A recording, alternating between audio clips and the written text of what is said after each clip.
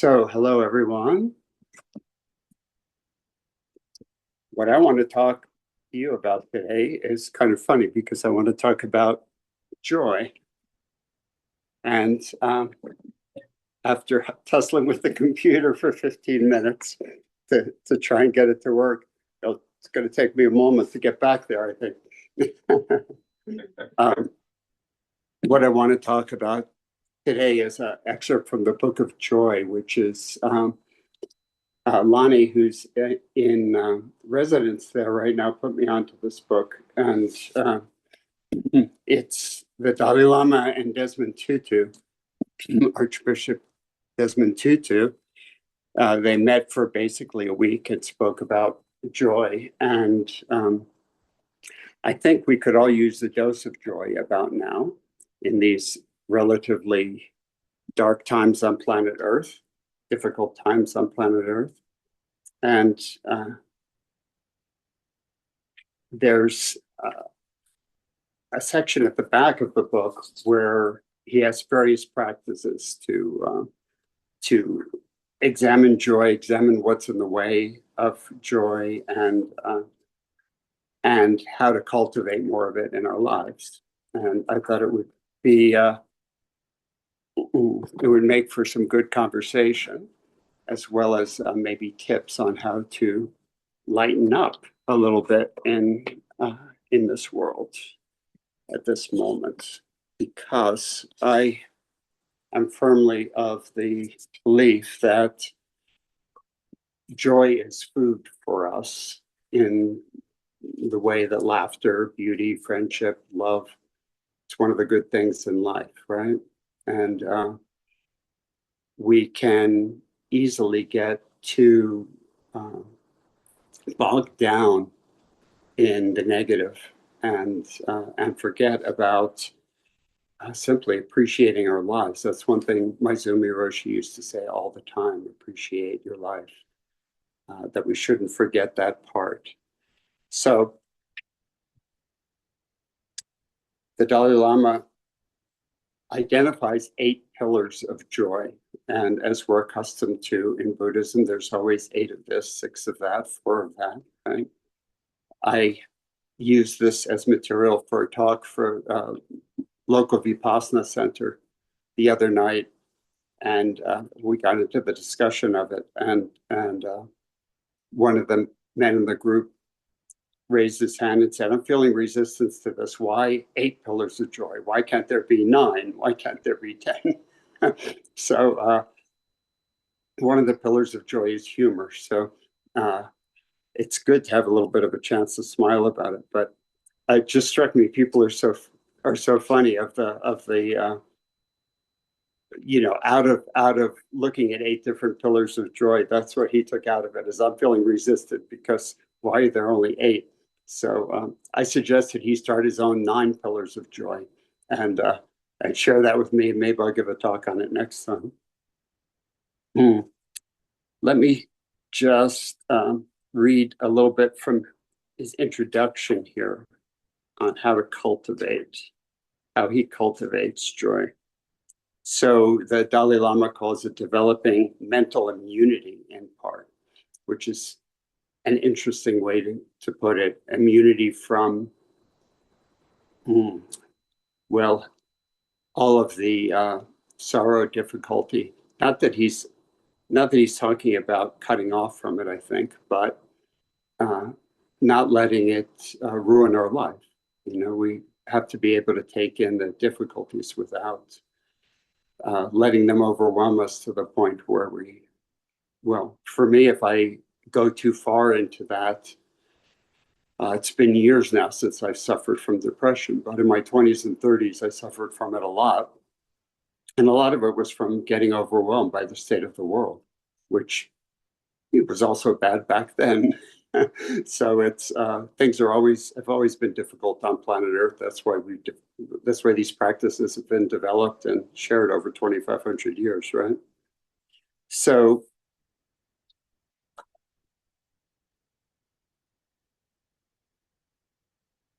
the Dalai Lama says that just like physical exercise, practice to bring joy and the positivity into our lives is um, they support our mental health and our mental immunity in the same way that physical exercise supports our physical health.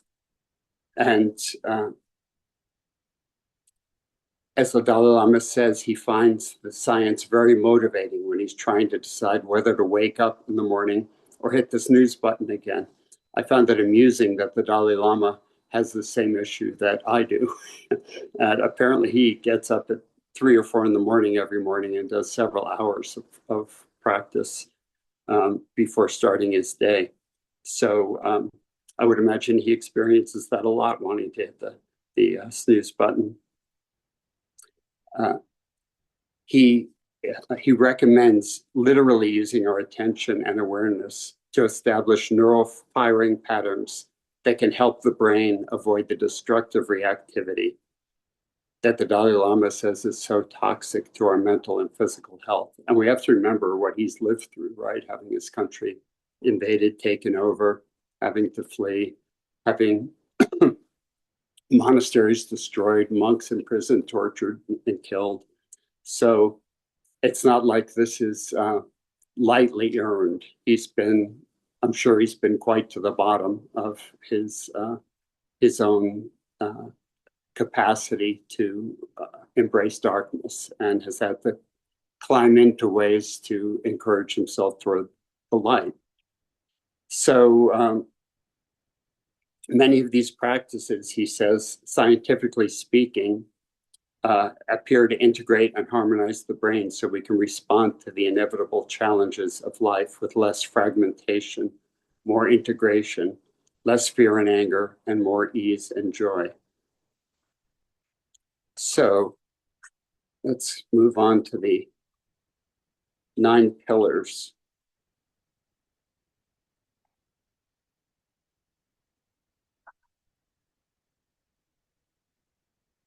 To cultivate joy and remove those things that get in the way of our natural capacity for joy. So he begins with perspective. And I'll just go through these and then all 8 of them, and then we'll have a chance to talk about them a little bit. So perspective, he says. First, see yourself. He's talking about things that particularly trouble us.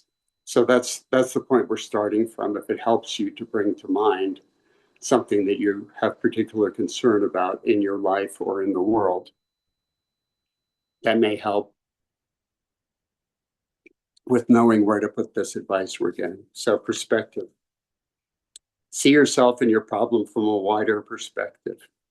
Try to step back from yourself and your problem. See yourself and your struggle as if you were watching a movie about your life. Now think about this problem from the future, from a year or a decade before now.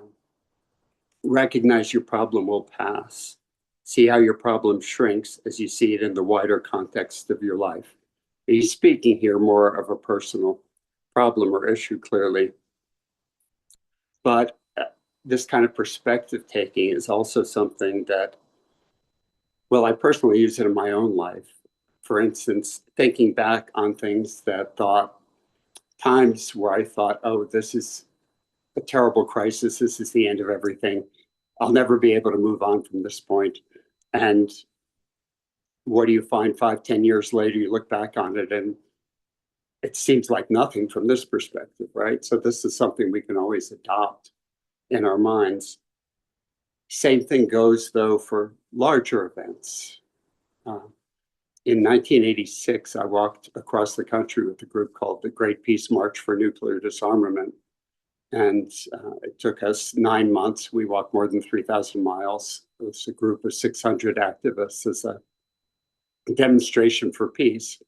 And I've been thinking back on that a lot from the perspective of the world situation now, and thinking, well, that was in 1986.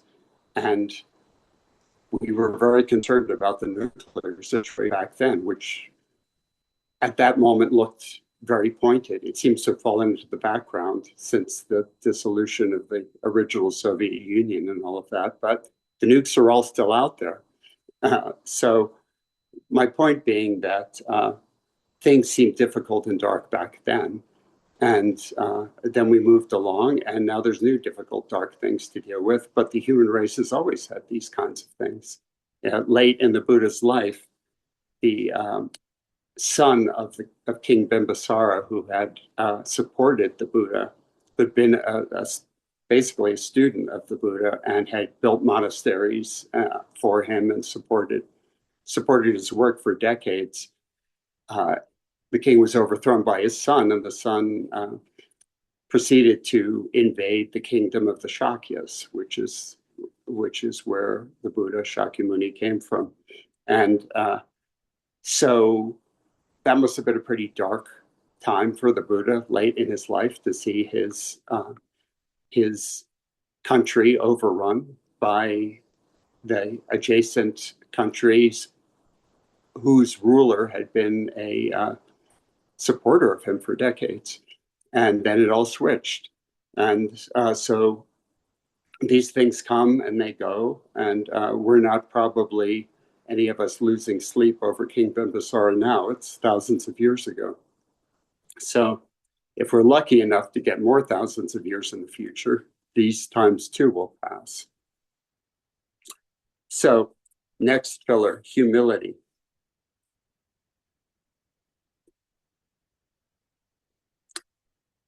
Now see yourself as one of the 7 billion. Is it up to 8 billion yet? We might be close to 8 billion, or perhaps we're there. 8 billion people, and your problem is part of the pain and suffering that so many humans experience. This is one thing that helps me a lot, that whatever it is that I'm going through or that is affecting me at the moment can't be that different from things other people have gone through in the past and often overcome. And we're not all that unique. Some version of whatever issue or problem is facing us today has already happened many times in the past, and some version of what's happened to me personally, the same goes for. It's happened many times in the past, and there's ways, well, time will move along, and it's all impermanent. And whether we deal with it or not, it's not that unique. Whether we deal with it well or not, it's not that unique.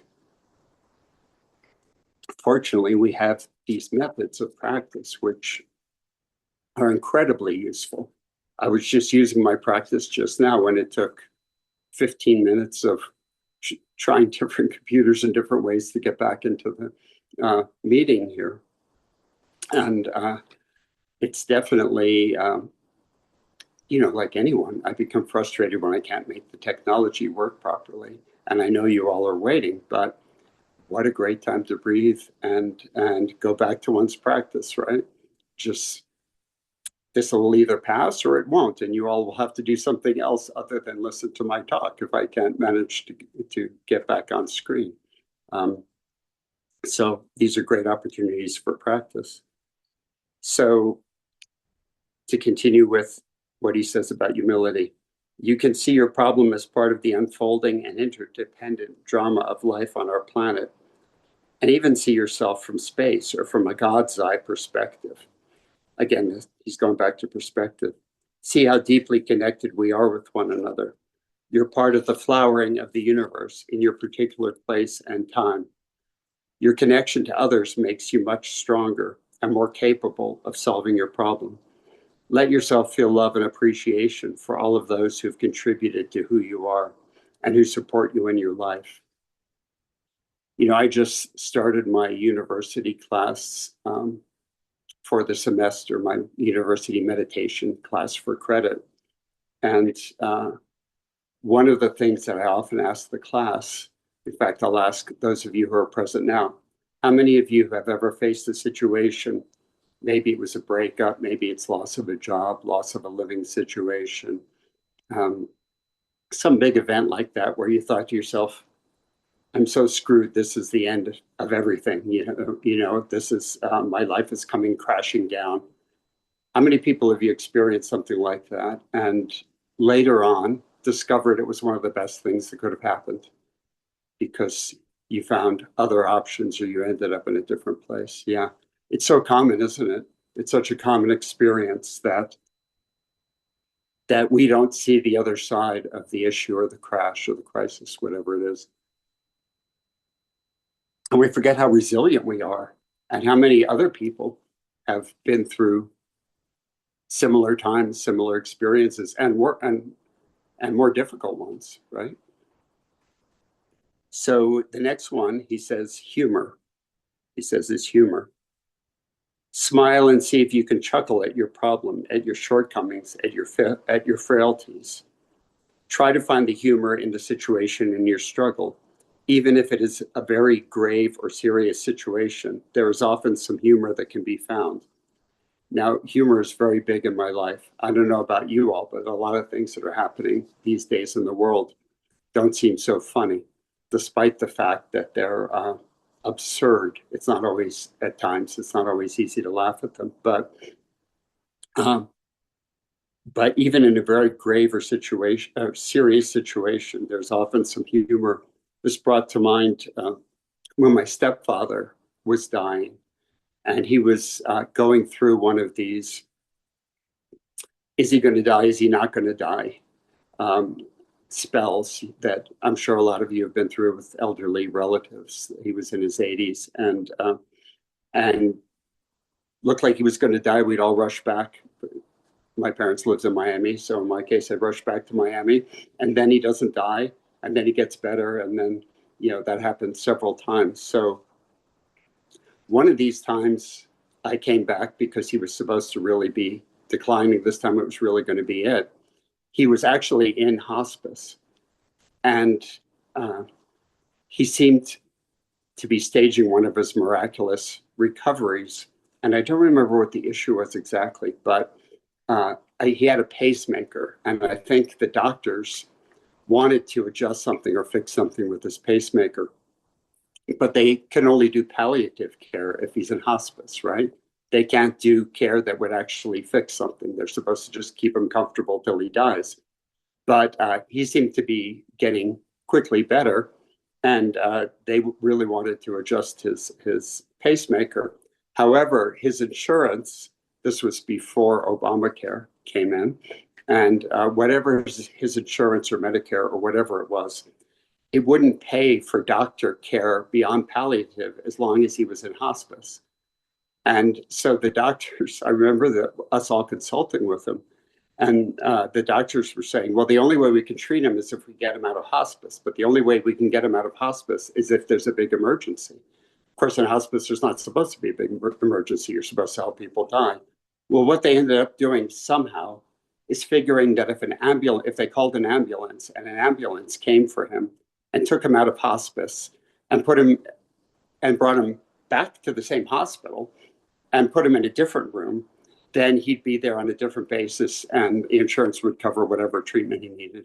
So next thing we know this ambulance comes up, sirens screaming, to hospice, and the attendants rush in with a gurney, and out they take my stepfather, rescuing him from hospice, put him in the ambulance. I think they drove around the parking lot. They come back in and they readmit him from the emergency room, and then the doctors can deal with this treatment. So this is one of those things where it actually was pretty funny that we had to, even Harold, my stepfather, thought it was funny that he has to be rescued from hospice by an ambulance that just takes him back to the same hospital.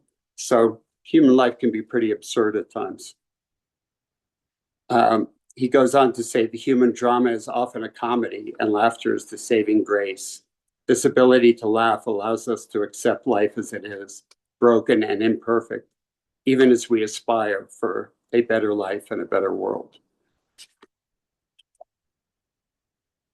So the next pillar is acceptance. Accept that you're struggling and accept that you have human limitations. Remind yourself that these painful realities do happen to us, to those we love, and in our world. Acknowledge that you cannot know all the factors that have led to this event. That, to me, is an interesting line there. This is something the Dalai Lama emphasizes again and again, that we can't see all the different threads that led to this event happening. It's just something I'm still sitting with, why he emphasizes that so much.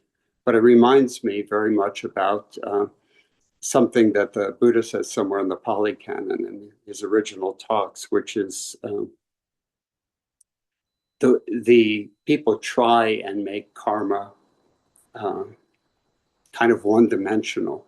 You know, you're suffering XYZ issue in this time because you've done something that has earned it for you. You know, that's the one-dimensional version, right? Or even in a past life, in the original way that they saw things, that led to this experience happening now. But the Buddha said in his original talks about karma and cause and effect that the human mind can't possibly grasp all the events that led to this situation. It's certainly not as easy or one-dimensional as it might seem to you.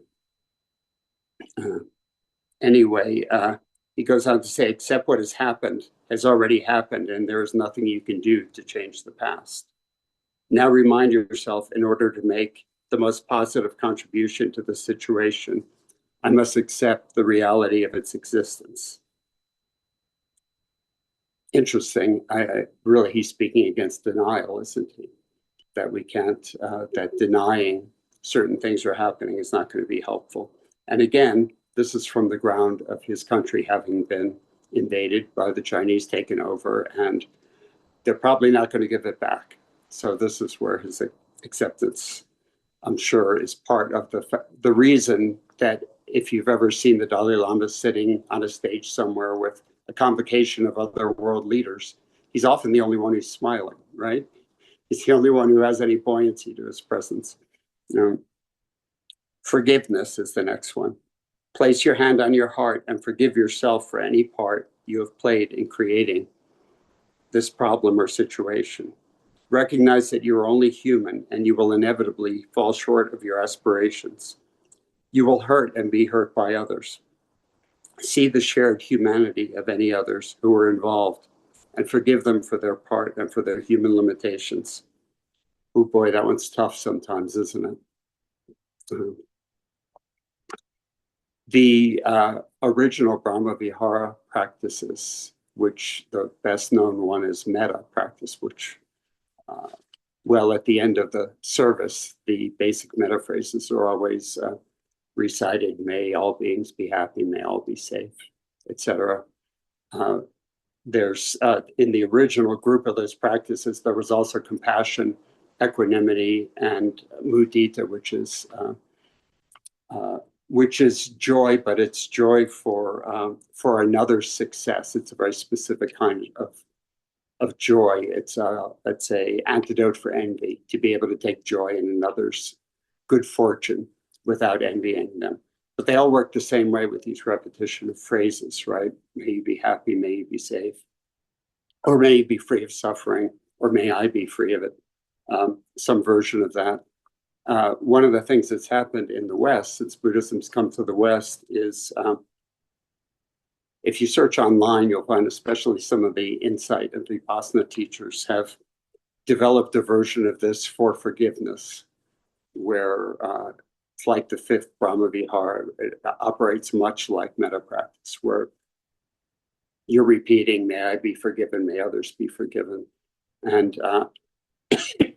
it's a good technique. I recommend it. If you have trouble, it's tricky to forgive. It's tricky to let go of past harm that's done to us or current harm. But if you've struggled with that, forgiving yourself or forgiving others, I'd encourage you to look up forgiveness practice, maybe insight meditation forgiveness practice, or Brahma Vihara's forgiveness practice will bring that practice up. And it's very, very useful and effective. So he goes on to say, recognize that you're only human. You'll fall short of your aspirations. You will hurt and be hurt by others. See the shared humanity of others who are involved and forgive them for their part and for their human limitations. It is true, if we're alive on planet Earth in a human body, we are going to inevitably not only be hurt, but will hurt others at times. And so forgiving ourselves is a really important part of any practice.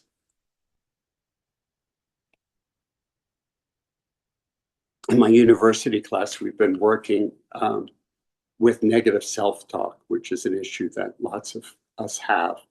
This mental, emotional pattern of not being good enough, of never measuring up, of never being successful at whatever it is we aspire to be successful at, not having what it takes. This used to be a really big issue for me, and it's something that I took on through my Zen practice at a certain point after a few years of practice, and I really worked determinedly to see those thought patterns coming up and to release them and keep returning back to direct experience.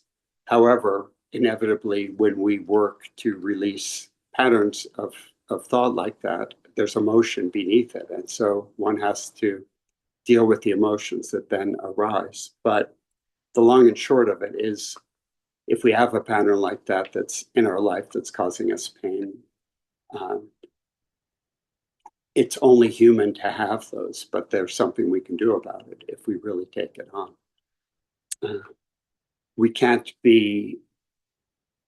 judge ourselves for having these issues in the first place, because after all, by the time we were old enough to start looking at our conditioning, a lot of it was in place.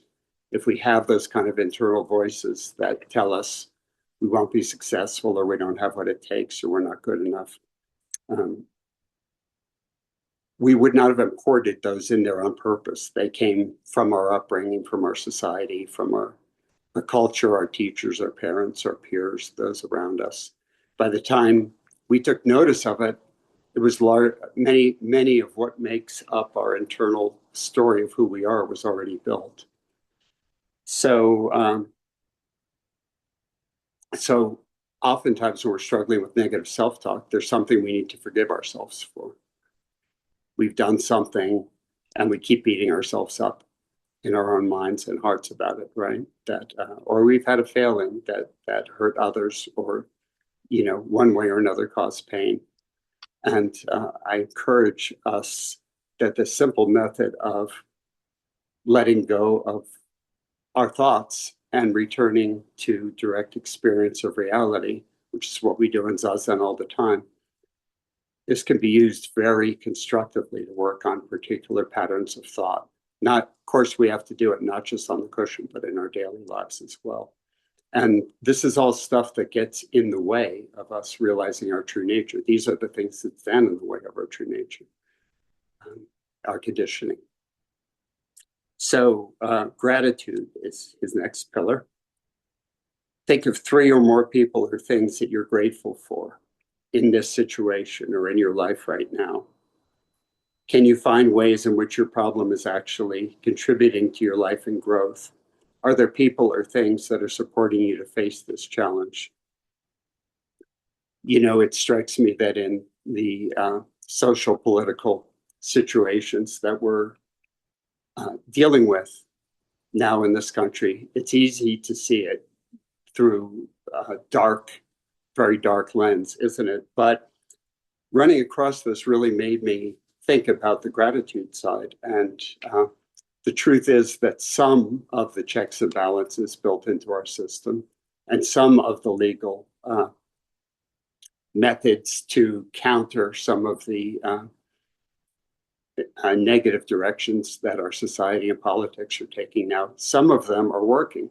They are in place, and actually some of them are continuing to work. There's resources that can actually stop some of these actions that would not exist in a purely dictatorial society or authoritarian society. So it's true when I think about it that we do have opportunities and things to be grateful for that can help reset the balance. And if the human race gets through this bad spell, we have things in place that can help repair the damage afterwards. That helps me a lot, not go down a dark rabbit hole in as far as what's going to happen to our world and our cultural and our country. So next one, there's two more. Compassion.